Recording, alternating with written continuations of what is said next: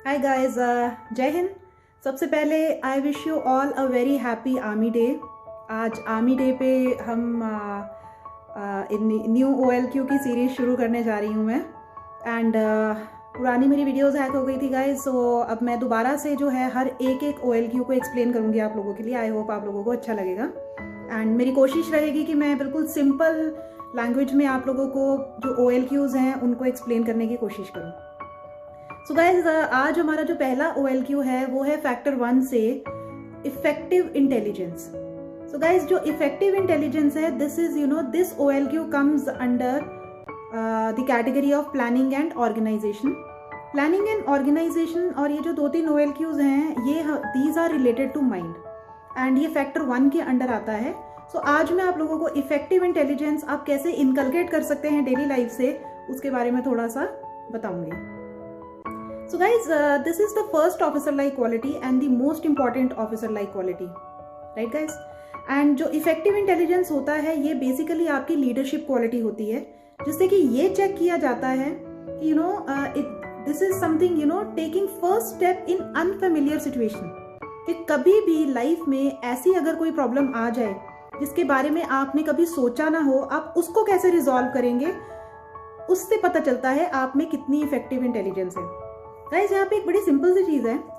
हम लोग पढ़ाई करते हैं, हम मार्क्स स्कोर करते हैं, हम अच्छे से पढ़ते हैं, हमारे पास डिग्रीज होती हैं। तो जो बुकिश नॉलेज होती है, बुक्स से समझ के जो हम चीज़ें सॉल्व कर पाते हैं वो एक अलग लेवल की इंटेलिजेंस होती है गाइस। लेकिन इफेक्टिव इंटेलिजेंस जो एक ऑफिसर में देखी जाती है उसमें ये चेक किया जाता है कि एक ऑफिसर या कोई भी इंसान ऐसी कोई सिचुएशन जो बुक्स से हटके बुक्स के बाहर रियल टाइम या रियल लाइफ में अगर आपके कोई प्रॉब्लम आ जाए, आप उसको कितने अच्छे से सॉल्व कर सकते हैं, वहां काम आती है आपकी इफेक्टिव इंटेलिजेंस। सो ये आपका real time problem solving techniques या रियल टाइम प्रॉब्लम सॉल्विंग जो आप करते हो उसको बोलते हैं इफेक्टिव इंटेलिजेंस। ठीक है गाइस? एंड इसमें आप क्या कर सकते हो, इसमें मैं आपको कुछ पॉइंट्स बताऊंगी, जैसे कि ये सॉल्व करने के लिए, कोई भी प्रॉब्लम सॉल्व करने के लिए बी सेंसिबल इनफ। सबसे पहले सेंसिबल होना बहुत इंपॉर्टेंट है, ठीक है। देन कैलकुलेटेड रिस्क लीजिए कोई भी चीज सॉल्व करने से पहले, जिसको बोलते हैं कि जोश में होश नहीं खोना है, ठीक है। ये भी एक बहुत इंपॉर्टेंट फैक्टर है इफेक्टिव इंटेलिजेंस के अंदर। देन आप सेकेंड पॉइंट आप ये देखिए कि कितना रिस्क इन्वॉल्व है कोई भी सिचुएशन में या कोई भी चीज सॉल्व करने में, ठीक है। थर्ड पॉइंट आता है कि फिर आप सारी पॉसिबिलिटीज देखते हैं, आप रिस्क देखते हैं, आप थ्रेट्स देखते हैं, आप रेपरकर्शन देखते हैं कि हम अगर ये कोई चीज कोई प्रॉब्लम सॉल्व करने जा रहे हैं तो उसका इफेक्ट क्या होगा। सो आपको ये 2-3 पॉइंट्स हैं जो आपको ध्यान में रखने हैं गाइस। ये रियल लाइफ में भी जब आप कोई प्रॉब्लम सॉल्व करते हो, बुक्स वाली प्रॉब्लम सॉल्व करने की बात मैं नहीं बोल रही हूँ, यहाँ पे ऐसी कोई एकदम से कोई सिचुएशन आ जाए जिसके बारे में आपको पता नहीं है और आपको उसको रिजॉल्व करना है, आपके सिर के ऊपर आई गई है कोई सिचुएशन, आप कैसे सॉल्व करेंगे उसको। तो फर्स्ट 3 पॉइंट्स जो मैंने आपको बताए हैं, सबसे पहले आप सेंसिबल होइए खुद, ठीक है। दिमाग लगा के देखिए कि ये प्रॉब्लम क्या है, तसल्ली से बैठ के उस प्रॉब्लम को देखें, सोचें और समझने की कोशिश कीजिए, ठीक है। एंड उसके बाद आप देखिए कि क्या रिस्क इन्वॉल्व है उसमें, ठीक है। एंड थर्ड है कि आप फिर पॉसिबिलिटीज देखें, रिस्क देखें और ये देखें कि उसका एंड रिजल्ट क्या आएगा और उसके रेपरकर्शंस क्या हो सकते हैं, तभी आप कोई चीज करने की कोशिश कीजिए, ठीक है। एंड गाइस, मैं फिर ये बोलूंगी कि पढ़ाई करके सब रिजॉल्व कर लेते हैं चीजें। हमें मैथ्स का ज्ञान होता है, हमें साइंस का, इंग्लिश का, बहुत सारी चीज़ों का ज्ञान होता है, लेकिन जो रियल टाइम प्रॉब्लम्स होती हैं लाइफ की सॉल्व करने के लिए, वो सिर्फ वही इंसान कर सकता है जिसमें ये स्किल्स हों, जो इतनी नॉलेज रखता हो और जिसको पता हो कि किस टाइम पे किस तरीके से बिहेव करना है या क्या चीज़ें हम कर सकते हैं प्रॉब्लम्स को सॉल्व करने में, ठीक है। लेकिन यहाँ पे ये मत कीजिएगा कि बिल्कुल कूद जाएं कि अभी मुझे ऑफिसर बनना है और मुझे इफेक्टिव इंटेलिजेंस चाहिए, तो कोई भी प्रॉब्लम हो तो मैं तो हीरो बन के दिखाऊंगा। ऐसा मत कीजिए गाइज। कहीं पे भी कोई भी चीज़ होती है तो प्लीज़ होश नहीं खोना है आप लोगों ने। आप पहले देखिए कि आपकी कैपेबिलिटी कितनी है, क्या वो प्रॉब्लम सॉल्विंग जो है वो आपके दायरे के अंदर आती है, क्या वो आप कर सकते हैं, तभी आप उस चीज़ को अपने हाथ में लें, ठीक है। कोई भी जो बड़े रिस्क टेकर्स भी होते हैं गाइस, वो पहले देखते हैं कि वो रिस्क कितना ले सकते हैं, वो उतना ही रिस्क लेते हैं, उससे आगे कोई नहीं कूदता जिंदगी में, ठीक है। देन यू नो जैसे कि कोरोना, अभी कोरोना का एक परफेक्ट एग्जाम्पल मैं आपसे शेयर करती हूँ। जैसे कि अभी कोरोना था, तो कोरोना में लोग यू नो हेल्प करना चाहते थे दूसरों की, and you wanted to help others, many people were there who wanted to volunteer कि हम हेल्प करेंगे ये वो। लेकिन यहाँ पे मैं एक चीज़ बोलूँगी कि डोंट बी ओवर कॉन्फिडेंट, ठीक है। कोरोना वाकई में ही एक बैक्टीरिया था या है, अभी भी चल रहा है, एंड जब वो बिल्कुल पीक पे था तो बहुत कैडेट्स थे, बहुत लोग थे जो वॉलंटियर करना चाहते थे, हेल्प करना चाहते थे। तो अगर आपको कुछ ऐसा करना है आगे जाके भी, या किसी हॉस्पिटल में या आप ओल्ड एज होम में कहीं पे भी वॉलंटियर करना चाहते हो, तो गाइज आप सारी प्रिकॉशंस लीजिए। पहले आप खुद को सेव करेंगे, तभी आप दूसरे को सेव कर सकते हैं, ठीक है। So first you try to save yourself, then only you can save others, right. अगर आपकी खुद की सेफ्टी नहीं है, आपने खुद ने प्रिकॉशंस नहीं लिए हैं, तो आप दूसरे को भी सेव नहीं कर सकते हैं। तो एक रियल टाइम एग्जाम्पल मैं आपको दिया है मैंने, एक परफेक्ट एग्जाम्पल एक और मैं आपको देती हूँ, क्योंकि मैंने बोला था कि मैं रियल टाइम एग्जाम्पल्स के साथ आपको OLQ समझाने की कोशिश करूंगी। आप में से मोस्टली लोगों ने एरोप्लेन के थ्रू ट्रैवल किया होगा, ठीक है। सो आपने वहां देखा होगा you know using oxygen mask in airplane at the time of emergency. आप जब प्लेन में बैठते हैं तो वो आपको प्लेन टेक ऑफ से पहले वो आपको कुछ इंस्ट्रक्शंस देते हैं कि आपातकालीन सिचुएशन में या स्थिति में आपके यू नो ऊपर ऑक्सीजन मास्क लगा होता है, वो नीचे आ जाएगा। आप पहले अपने आप को ऑक्सीजन मास्क चढ़ाएं, खुद को आप पहले लाइफ जैकेट पहने, उसके बाद जो आपके पास लोग बैठे हैं, बच्चे हैं, बूढ़े हैं, आप उनको पहनाइए। क्योंकि गाइज अगर आप खुद सांस नहीं ले पाएंगे तो आप दूसरों को कैसे गाइड करेंगे कि आप ये ऑक्सीजन मास्क पहने, ठीक है। सो ये पॉइंट है छोटा सा, इसको ध्यान से समझने की कोशिश कीजिए कि जब तक आप अपने आप को सेव नहीं करोगे, आप दूसरे को नहीं बचा सकते। तो अपनी सेफ्टी का पहले ध्यान रखें। आप पहले ये देखें कि आपकी कितनी कैपेबिलिटी है, क्या आप खुद को बचा सकते हो, खुद के लिए चीजें कर सकते हो, तभी आप आगे लोगों के लिए चीजें कर सकेंगे। तो एक ऑफिसर वो होता है जो पहले अपने जो उसका वेलफेयर होता है वो खुद देखता है, उसके लिए कोई हेल्प नहीं करता। लेकिन यस, वो हमेशा होता है अपने जवानों और JCOs की हेल्प करने के लिए, ठीक है गाइस। सो ये चीज का आपको ध्यान रखना है।